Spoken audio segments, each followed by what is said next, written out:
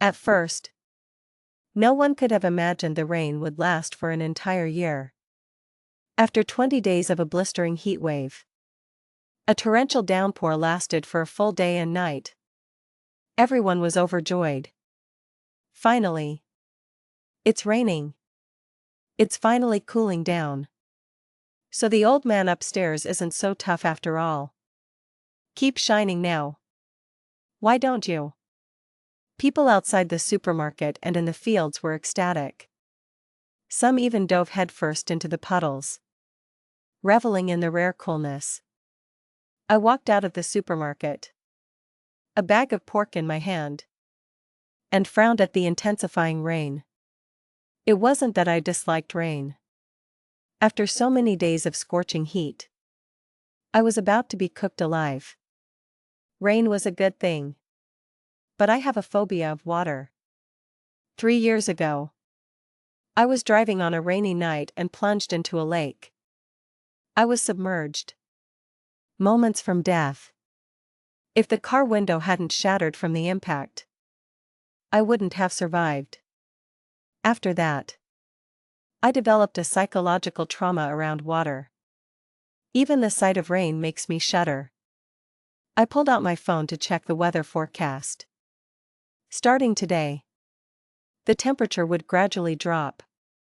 The 110-degree heat would be a thing of the past, replaced by a comfortable 90 degrees. This was good news. But it was accompanied by continuous precipitation. It would rain continuously for the next week. Sometimes in the morning, sometimes at night. Mostly light to moderate rain. I sighed and went back into the supermarket to stock up. I hadn't hoarded much during the heat wave. But now with the persistent rain, I didn't want to go out. So I prepared to stock up on enough food to last me a week without leaving the house. 10 boxes of steak, 12 pounds of frozen chicken wings, 3 bags of dumplings, 4 bags of sweet rice balls, all my favorites.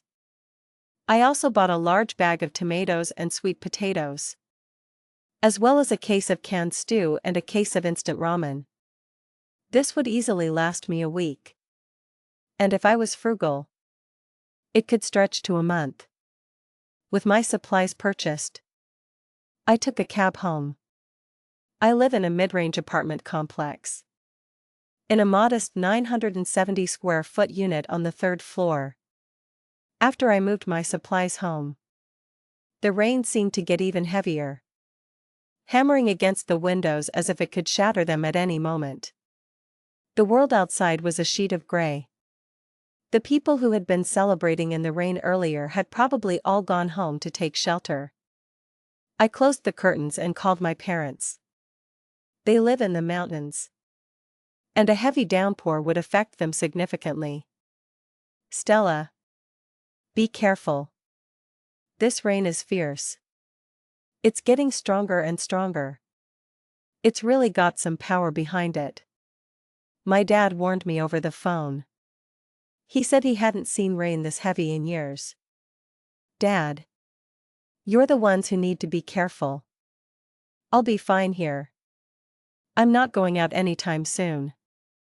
You shouldn't be working in the fields either, I said, turning his advice back on him. My dad agreed readily. Then added, if there's a flood, run to higher ground. Get to the roof. My dad knew about my phobia, so his planning was already a step ahead. I wanted to laugh, but just nodded and said I understood. After hanging up, I took a hot shower and fell into a deep sleep. When I woke up, it was already the next morning. Outside, the storm was still raging. Countless raindrops pelted the window like pebbles. It was still raining. And it was still a downpour. Normally, a downpour doesn't last long. Many for only half an hour. The weather forecast had also said today's rain wouldn't start until evening. Why was it pouring so early in the morning? I pulled back the curtains and looked out, only to find that I couldn't even see the apartment complex clearly anymore. There was too much mist. The lights from the building across the way were hazy and indistinct. What a storm. Just then, the building management posted an announcement in our residents group chat: "Dear valued residents, the National Weather Service has issued a red alert for heavy rain. Please avoid going outdoors and ensure all doors and windows are securely closed to prevent unnecessary damage." A red alert for heavy rain meant that the rainfall would reach 4 inches within 3 hours. This was an astonishing amount. Relevant departments were already required to prepare for flood control and emergency rescue. All outdoor work had to be stopped. The group chat was lively, but no one was panicking. Some people were even joking. Let it rain for a few more days. It's nice and cool. Until the second day, when the rain was still falling. The residents were no longer cheerful. This is ridiculous. It's been pouring since the day before yesterday and it's still this heavy. The third level of the parking garage is about to flood. Anyone with a car on P3 needs to move it now. I can't even go out to buy groceries today. If this rain doesn't stop, we're going to run out of food. I didn't join the discussion. I just went to check my windows, making sure they were locked tight before I could relax. Since I had stocked up on plenty of supplies, I wasn't worried about food for the time being. I couldn't believe it would rain for a whole week. But it did rain for a whole week. Every morning I woke up to find the rain hadn't stopped. And its intensity hadn't weakened. It was still at the highest red alert level. My windows were already shaking. And a considerable amount of water was seeping through the cracks. It was impossible not to feel a sense of dread. My parents called me several times to check on my safety. I could only say I was fine. That everything was okay. In truth, I felt terrible. For 7 whole days, day and night, the rain never stopped. Our city, Crest Falls City, was trending online. But so were other cities. Because it wasn't just our city that was raining. Crest Falls City was just one of the first lucky ones. I specifically looked up related information and found that continuous rainfall had also begun in parts of Europe, Southeast Asia, and North America. This was highly unusual. In college, I had studied the history of mass extinctions and clearly remembered that the Earth once experienced a rain that lasted for 2 million years. After that, the ecology changed dramatically, and the dinosaurs rose. With my pre-existing fear of rain, my mind started to race, involuntarily connecting this downpour with that 2 million year rain. Looking at the group chat again, the residents were already helping each other out. Anyone with potatoes willing to trade for instant ramen? Who has pork to trade for vegetables? I still had plenty of supplies. After all, I had been eating very little these days and hadn't been cooking much. The freezer was full of meat. I could last another week without any problem. But if the rain continued for another week, wouldn't Crest Falls City be paralyzed? I went to the window again to check the situation outside. I still couldn't see clearly. I couldn't even see the artificial pond anymore.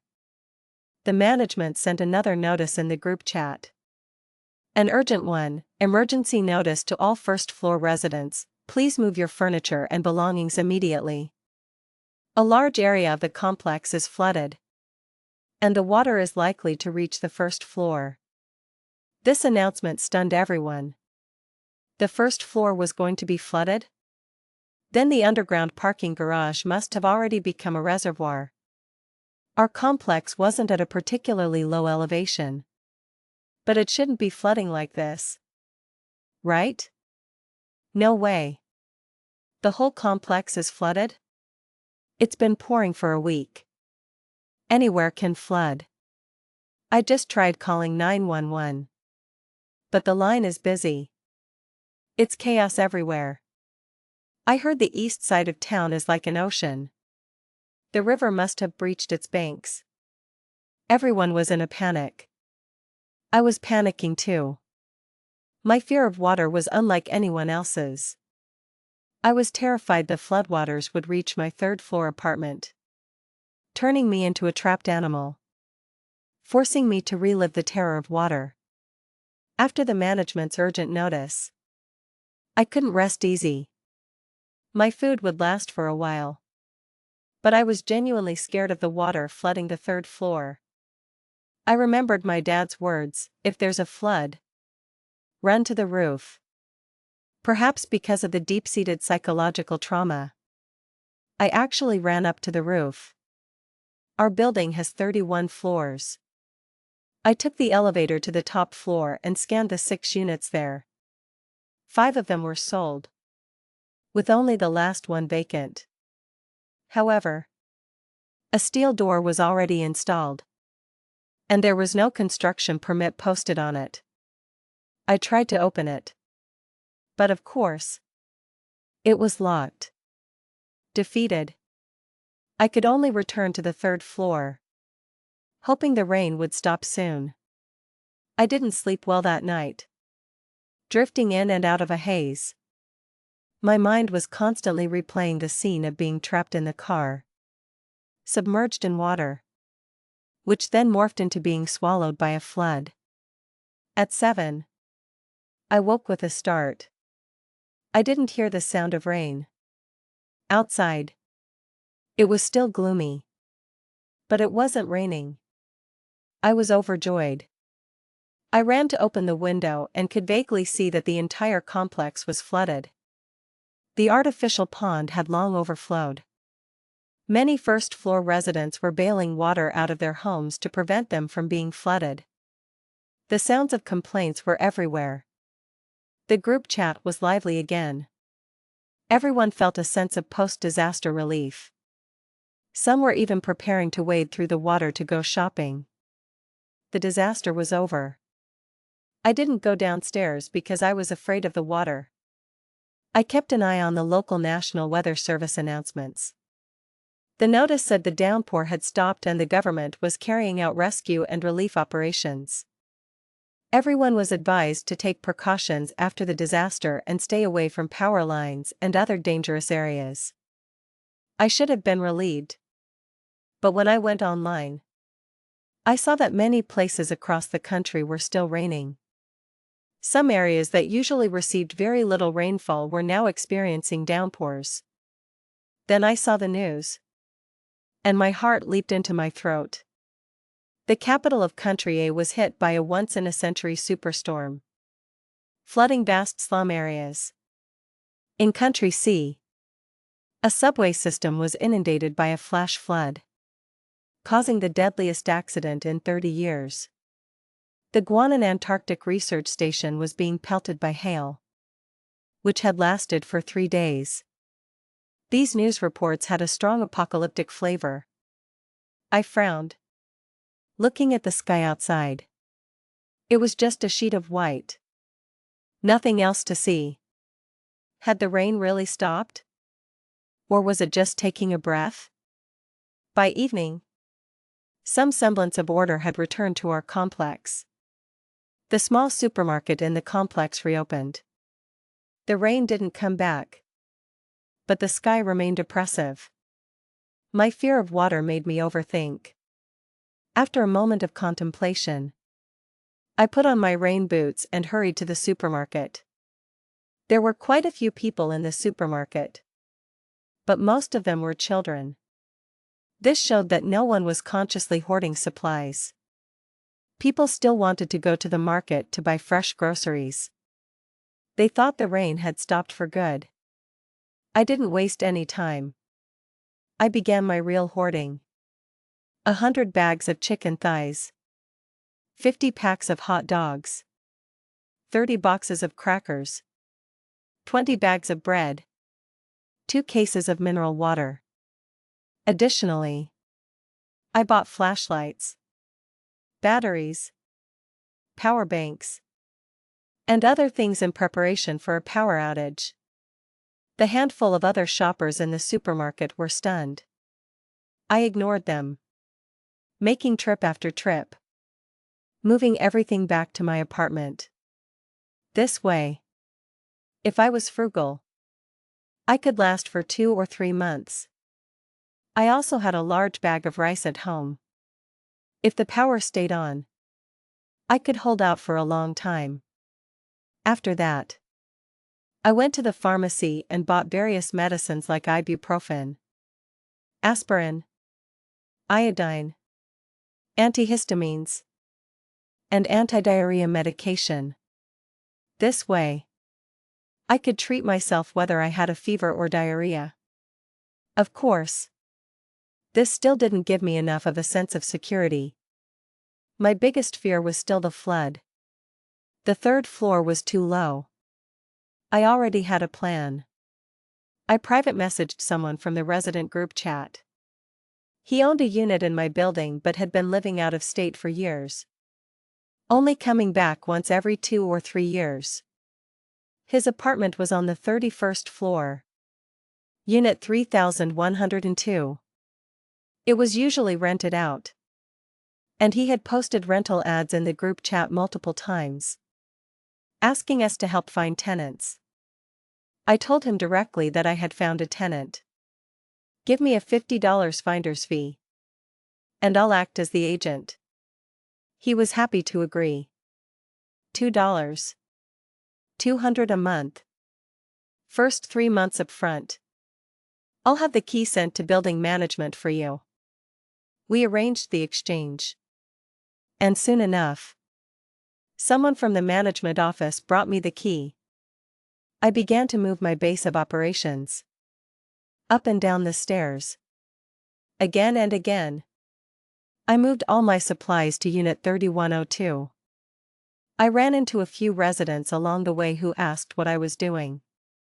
I told them I was trading supplies with an upstairs neighbor for cash. And they didn't ask any more questions. Finally, at 9 in the evening, I finished moving. I was so exhausted I could barely stand. But I forced myself to check all the doors and windows, making sure they were securely locked. Now, hiding on the 31st floor, surrounded by a room full of supplies, I felt a profound sense of security. Just as I let out a sigh of relief, a pitter-patter sound started, growing into a fierce drumming. Raindrops, like marbles, slammed against the windows. My heart skipped a beat. I looked out the window and saw a curtain of rain, like a demon's tentacles reaching for the earth. It was raining again. An even more violent downpour. Even though I had prepared for the worst, an involuntary shiver ran down my spine. The entire complex descended into chaos. Residents who had been walking around downstairs just moments before scrambled back to their homes. People in the downpour looked like struggling ants. The management immediately issued a notice, telling everyone to stay indoors and keep their doors and windows closed. The residents were cursing in the group chat. It's raining again. Didn't the weather service say it was over? I just managed to buy some meat. And in the rush to get home, I don't know where I dropped it. The water in the garage hadn't even receded yet. And now it's raining again. It's over. It's all over. The flooding in our complex's garage was already severe. The management had been working overtime to pump out the water today when the rain had stopped. But now, with another downpour, even if it only rained for one day, the first floor would likely be completely submerged. As I expected, by 2 in the morning, the roar of the rain was mixed with the sound of human screams. Though faint, they couldn't be drowned out by the rain. The cries came from the first floor. I could hear them all the way up on the 31st floor. Which shows how many residents were shouting. The first floor was definitely flooded. The stairwells were also noisy. Clearly, the first floor residents were fleeing upstairs. The sounds from every floor grew louder. The residents on the 31st floor all opened their doors and went out. I heard a neighbor say urgently, "Hurry! Let's go down and help.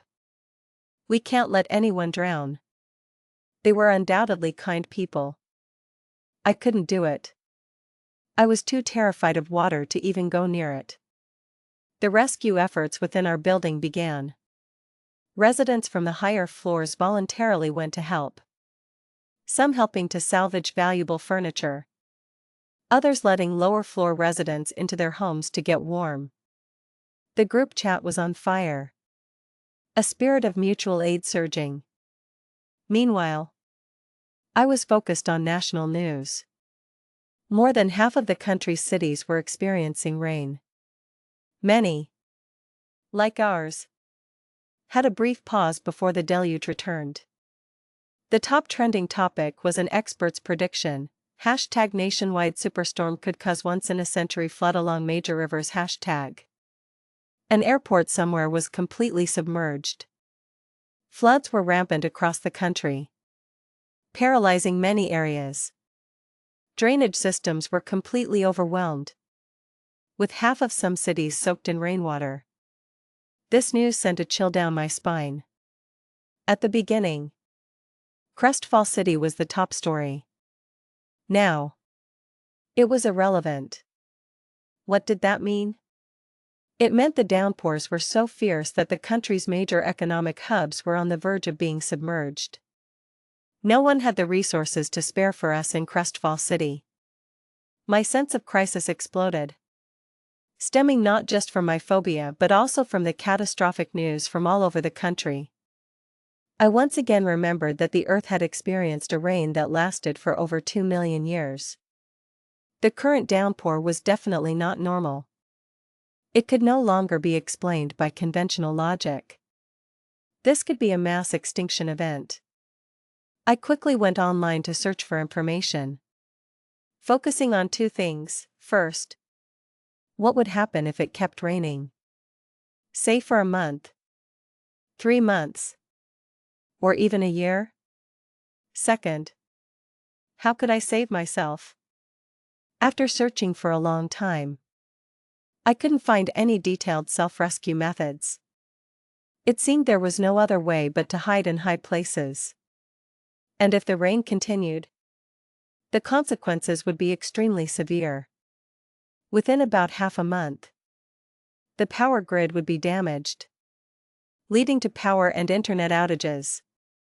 Countless people would get sick from the dampness. In about a month, low-lying areas would be submerged, and large-scale floods and landslides would erupt everywhere. After 2 months, small-scale famines would begin, with people starving to death everywhere. After 4 months, infectious diseases would become rampant. After 6 months, plants and animals would die off in large numbers, and low-altitude areas would be submerged. By the time a year passed, except for high-altitude regions and high mountains, there might be no land left to see on the entire planet. It was terrifying. I couldn't stop my mind from racing. If it rained for several months, or even a year, what would I do? What would my parents do? I quickly called my parents. Luckily, there was still a signal. My dad sounded worried. "Stella, this weather isn't normal. I think we need to go up the mountain. Mount Sterling is over 6,500 feet high. There are caves up there where we can take shelter." My usually laid-back dad was actually thinking of heading for the mountains. He was truly scared. "Did the village get flooded?" I asked anxiously. "It flooded the day before yesterday. Half the village was washed away. A lot of people died. My dad's voice broke. "Why didn't you tell me sooner?" I cried out. "We didn't want to worry you. Things are bad where you are too. I saw it on the news. A lot of apartment complexes in your city are flooded. You need to get to a higher floor. Quickly." My dad was still thinking about me. I told him I was already on the 31st floor. "You guys gather the villagers. Take food and water. And get up to Mount Sterling to hide." My dad said okay. Then suggested, "Stella, you should also find a chance to come to Mount Sterling. It's the highest mountain around here. No matter how much it rains, it won't be flooded." His words were like a flash of lightning. That's right. Why was I just sitting here like an idiot? If I could get to Mount Sterling and hide in a cave, at an altitude of 500 feet, even a monstrous flood couldn't reach me. Besides, Mount Sterling is a scenic area. There are steps leading up the mountain, and buildings on the summit and slopes. It was perfect for taking shelter. But I couldn't leave now. Everything was flooded. Without a boat, it was impossible to leave. And this building was 31 stories. Over 300 feet high. For the rain to flood up to the 31st floor seemed unlikely. Unless it really rained for several months or more. I reassured my dad that I was safe for now. If I got the chance, I would try to get to Mount Sterling. After hanging up, I was mentally exhausted. The excessive worry and fear left me drowsy. I cooked something to eat, filled my stomach, took another hot shower, and crawled into bed.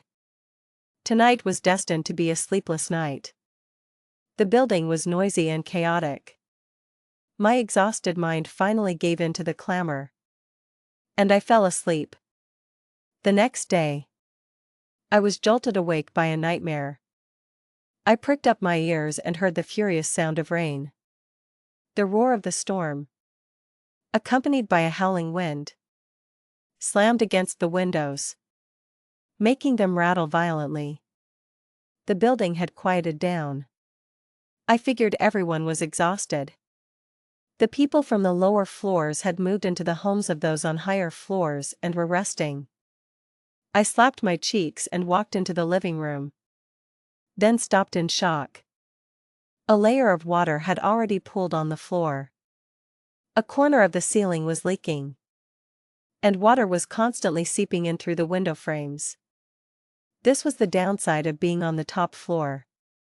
In a storm like this, it was almost impossible for the top floor not to leak. Thankfully, the drainage in this unit was decent, so the water couldn't accumulate too much. But the sight of it was incredibly frustrating. I moved my food supplies, hauling everything into the bedroom to keep it from getting wet. As for the living room, I couldn't do anything about it. I checked the group chat. It was in chaos. Starving. Does anyone have food? I'll pay a high price. All my rice got soaked. Damn it. My $300 apartment is just flooded like this? Thanks to my upstairs neighbors for taking my family in. Despair and grief permeated the chat. But people were still helping each other, waiting for rescue. I watched them being so kind to each other. But a dark thought crept into my mind. If the rain continued for a month, 2 months, 3 months, would they still be so kind? When food became scarce, homes were damp and moldy, and sickness was everywhere. Wouldn't this whole building turn into a living hell? I admit, thinking this way was selfish and immoral. But I was genuinely scared. I was scared of the dark side of human nature erupting. So I waded back out into the living room, sloshing through the water to double-check that the door was locked. Then I pushed the shoe cabinet and a decorative screen against the door, barricading it completely. I had to ensure my absolute safety. This heavy steel door would keep the outside world at bay. With this, I wouldn't be afraid even in a zombie apocalypse. If someone knocked on my door, I would just play dead. After all, this apartment had always been vacant. For 3 consecutive days, until the power went out, no one knocked on my door. Although many people had come up to the 31st floor, they had all taken refuge in other people's homes. The rain grew heavier. The red alert warning was no longer adequate to describe it. The management office went silent. Probably flooded as well. After I ate lunch, I heard wailing from outside my apartment. The 2nd and 3rd floors are completely flooded. My home. This is terrifying. I think the 4th floor is about to go under. At this rate, the city government buildings must be flooded too. My mom is starving. Can anyone spare some food? An atmosphere of despair was spreading, faster than the floodwaters. Another 3 days passed. The rain had been falling for a total of half a month, with only that one day of respite when I had stocked up. I hid in the bedroom, not daring to go out. The entire living room was full of water. The drainage system couldn't handle it anymore. The bedroom would soon be soaked as well. I used my power bank to charge my phone, scrolling through the latest news on my dwindling mobile data. Due to the nationwide rainfall, government departments everywhere were paralyzed. The news online was mostly provided by netizens from various locations. Chengdu needs help.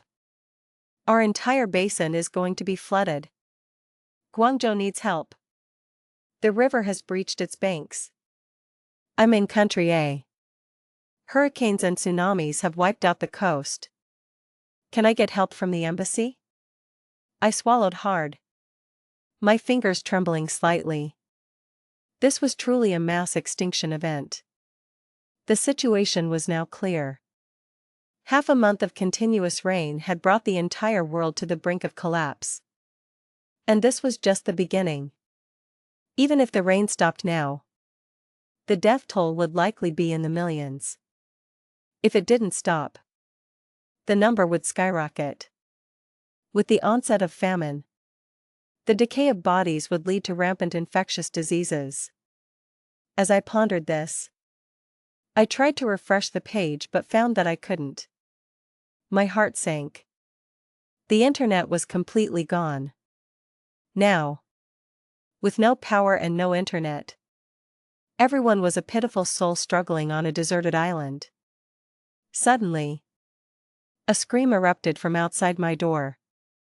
Oh my God! What is that over there?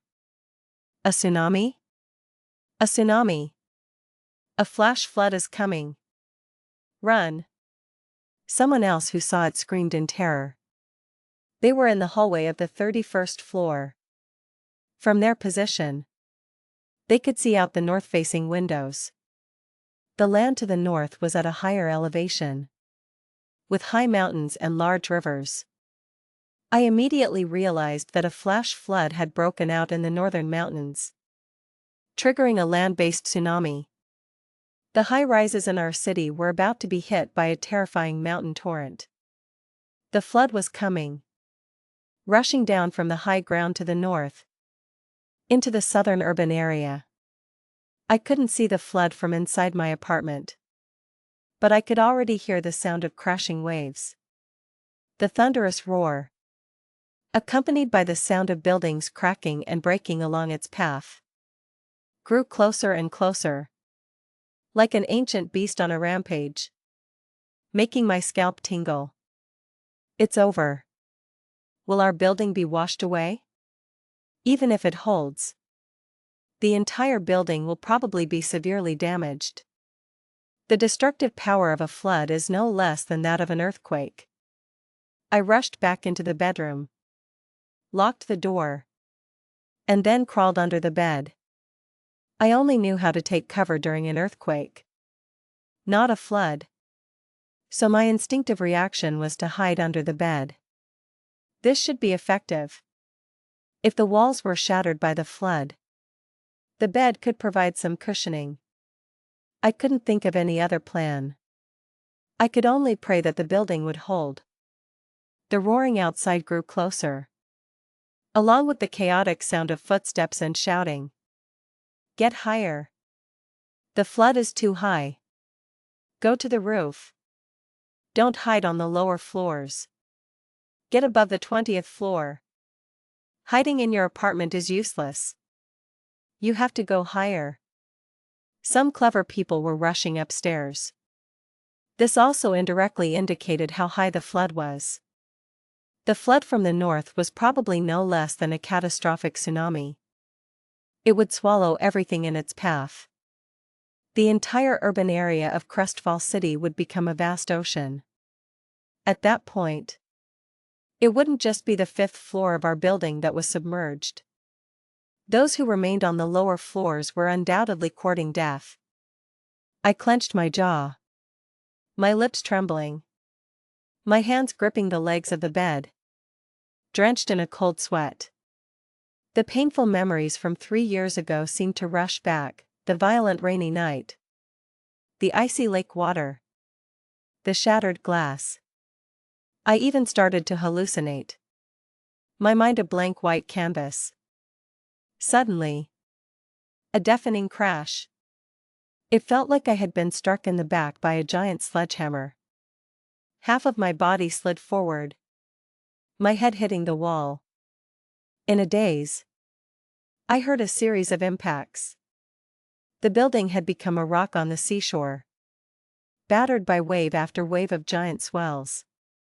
The waves were full of yellow mud, scattered debris, and floating bodies. The flood was here. Ah! The screams outside were incessant. Many residents still in the hallway were hit by the flood's impact, swept away to who knows where. They had been too slow, perhaps coming up the stairs from lower floors, with no time to take refuge in someone else's apartment. Amidst the countless screams, the building shook violently. I heard the creaking of the walls, and a lot of plaster was falling. Countless cracks appeared. The ceiling in the living room seemed to have burst. I clung to the corner of the wall, and in my extreme terror, I smelled the foul stench of silt. The flood had actually surged into the 31st floor. My apartment was filled with yellow floodwater, mixed with the rotten smell of all sorts of things. I'm going to die, I thought. The flood is this high. It rushed straight to the 31st floor. I'm definitely going to be drowned. However, fate was not so cruel to me. Apart from the waves that repeatedly washed in, the towering surge did not completely engulf us. This meant that the flood couldn't submerge the 31st floor. It might have swallowed the 20th floor, and its tail had just lashed the 31st. I let out a long sigh of relief. But before I could feel at ease, a massive bang shook the entire building. I distinctly felt my body slide to the right. The entire building was tilting. The building was tilting to the right. Without a doubt, something carried by the flood, some debris, must have destroyed a support column on the right side of the building or punched a huge hole in it. Whatever the case, the tilting of the building was enough to prove it was no longer safe. Hiding on the 31st floor was useless because the flood would eventually bring the building down. The screams continued unabated. I heard a neighbor, a woman, shouting, "Help! The building is going to collapse. Help!"